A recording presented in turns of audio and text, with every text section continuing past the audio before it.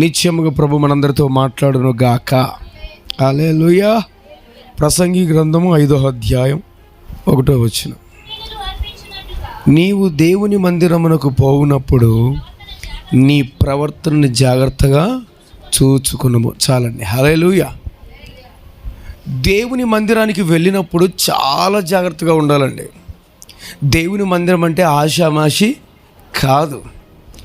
దేవుని మందిరం అంటే ఇక్కడ జీవితాలు కట్టబడతాయి, ఇక్కడ బ్రతుకులు కట్టబడతాయి, ఇక్కడ కుటుంబాలు కట్టబడతాయి.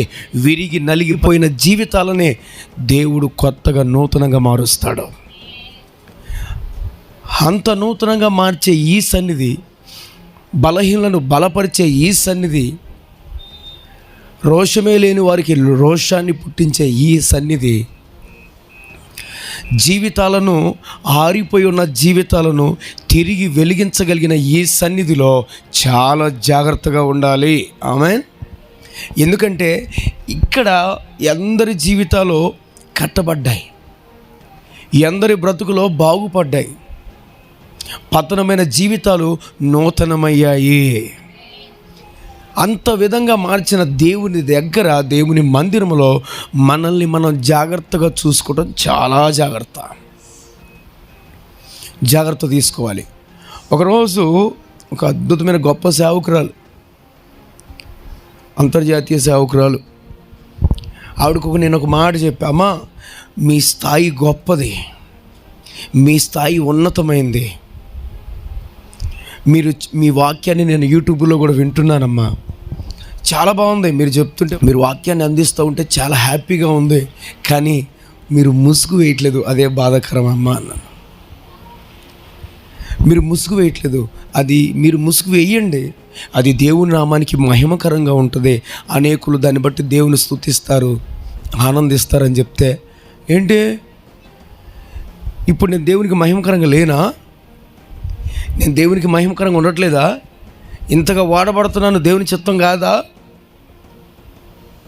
ఏమండి, స్విచ్ చేసాం, ఫ్యాన్ తిరుగుతూ ఉంది, కట్టేసాం, తిరగదా? తిరిగిద్ది, ఆగిపోద్ది. ఉన్నాను, దేవునిలో ఉన్నాను, యేసయ్యలో ఉన్నాను అనుకుంటాం కాదు, ఉండాలి. ఆమేన్. అనుకున్న వాళ్ళు ఎప్పుడు అనుకుంటున్నట్టే ఉంటారు. ఇప్పుడు నేను దేవుని చిత్తంలో లేనా, దేవుని చిత్తంలో నడవట్లేదా అని అడిగింది. లేదమ్మా ఉన్నారు, కానీ ముసుగు కూడా వేస్తే మీరు గొప్పవారిగా ఉంటారు, ఇంకా దేవుడు మిమ్మల్ని బలంగా వాడుకుంటాడు, మీరు తీసుకుంటారని చెప్పానమ్మా అని. నాలో ఏమైనా మీకు మిస్టేక్ ఉంటే తెలియజేయండి, నేను కూడా సరి చేసుకుంటాను. మీలో మీ మిస్టేక్ అని చెప్పట్లేదు, అసలుగా వేయట్లేదు కాబట్టి చెప్తున్నాను. ఒకవేళ వేస్తే కిందకి జారిపోయిందంటే ఓకే, కానీ అసలే మీరు వేయట్లా, ఏదో కొంచెం క్లాతో లేకపోతే చున్నీయో ఆ చీర వేసుకోండి అమ్మా అన్నాను. అంటే ఇప్పుడు నేను దేవుని చిత్తంలో లేనంటావా? నేను లోకంలో ఉన్నప్పుడు దేవుడు నన్ను తీసుకురాలేదా? ఈరోజు నన్ను నిలబెట్టుకోలేదా? ఇంత చేయలేదా, అంత చేయలేదా? ఒక్కటి గుర్తుపెట్టుకోండి అమ్మా, మిమ్మల్ని తప్పు పట్టాలని నేను మాట్లాడలేదు. మీరు దేవుని బలిపీఠం మీద నిలబడ్డారు. మీరు నిలబడిన ప్లేసు బయట రోడ్డు మీద అయితే ఓకే, సిటీలో ఓకే, ఎక్కడ పడితే అక్కడ బస్ స్టాండ్లో, రైల్వే స్టేషన్లో, విమానాశ్రయంలో, ఎక్కడైనా ఓకే. మీరు నిలబడింది దేవుని మందిరంలో. ఈ బలిపీఠం దగ్గర ఎలా ఉండాలో తెలుసా? అన్నీ చంపుకొని ఉండాలి. ఆమె ముందు అన్నీ చచ్చిన తర్వాత, మనలో అన్నీ చచ్చిన తర్వాత ఈ బలిపీఠం నిలబడాలి. ఇక్కడ ఉన్న ఇంకొక విషయం ఏంటంటే, బలిపీఠం మీదకే పరిశుద్ధమైన అర్పణ రావాలి. ఏ అర్పణ రావాలి? గట్టి చెప్పాలి. పరిశుద్ధమైన అర్పణ రావాలి. అది కూడా ఎలా రావాలంటే, ముందు అది చంపబడాలి. అది చంపబడిన తర్వాత బలిపీఠం మీద చంపాలి. ఆ చంపిన తర్వాత దాని మీదకి అగ్ని దిగి వస్తుంది. ఇప్పుడు ఎలా జరుగుతున్నాయి అంటే, అన్నీ ఉంటున్నాయి, లోక సంబంధమైనవి అన్నీ ఉంటున్నాయి. ఉండి ఇక్కడ నిలబడితే కూర్చున్న వాళ్ళ మీద కూడా అదే పని చేస్తుంది. ఈవిడ ముసుగేయలేదు, నేను చూస్తున్నా, ఈవిడ ముసుగేయట్లేదు, కూర్చున్న వాళ్ళు కూడా ముసుగేయట్లా.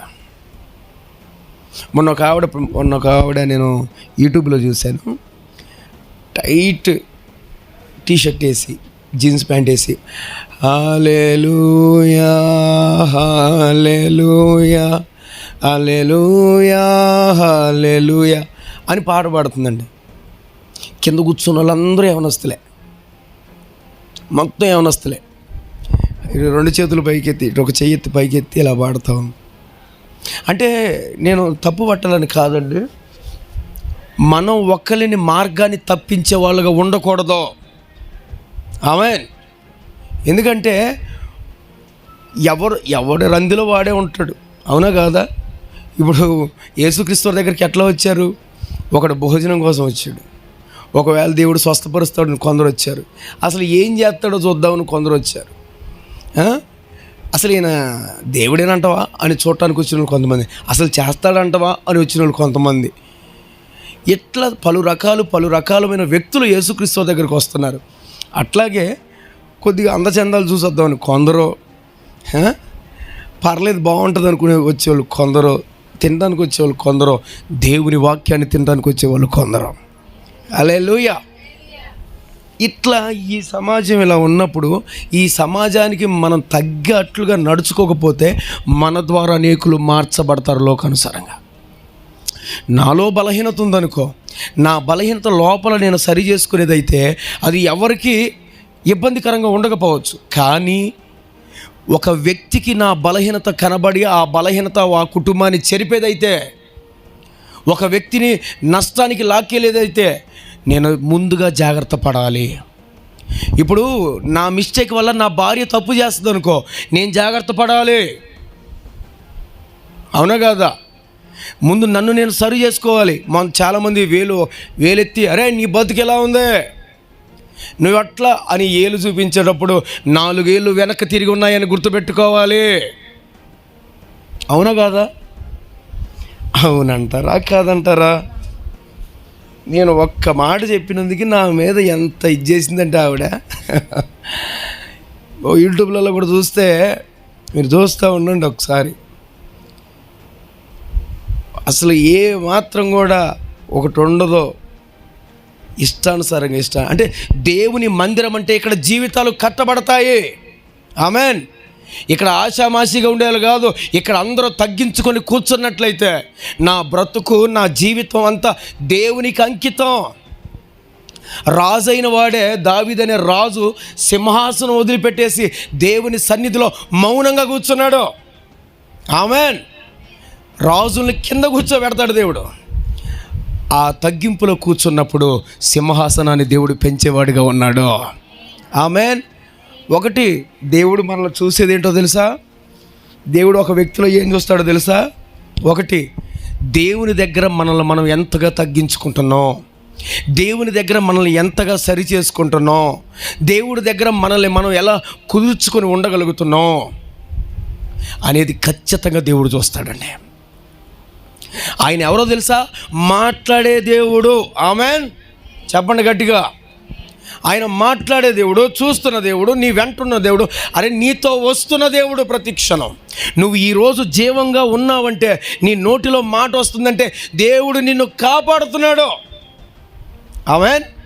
ఆయన నిన్ను కాపాడుతున్నాడు. దేవుడు మనల్ని ఉన్నతంగా దీవించాలి, గొప్ప స్థానములో నెక్స్ట్ లెవెల్లోకి తీసుకొని వెళ్ళాలంటే ముందు మనల్ని మనం తగ్గించుకోవాలి. ఆమెన్. రెండోది, మనల్ని మనం సరి చేసుకోవాలి. దేవుడు తప్పనిసరిగా మన జీవితాల్ని బాగు చేసేవాడిగా ఉన్నాడు, మన జీవితాల్ని హెచ్చించేవాడిగా ఉన్నాడు. మీరు గమనించండి, లోకమంతా కృప నిండి ఉంది, దాన్ని ఎవరైనా ఉపయోగించుకుంటున్నారా?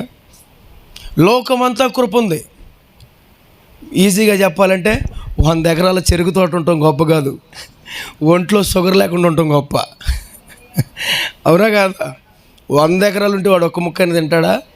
ఒక్క ముక్క. ఇప్పుడు జ్వరం తగిలింది, బ్రహ్మాండంగా చికెన్ తెచ్చారు, తింటారా?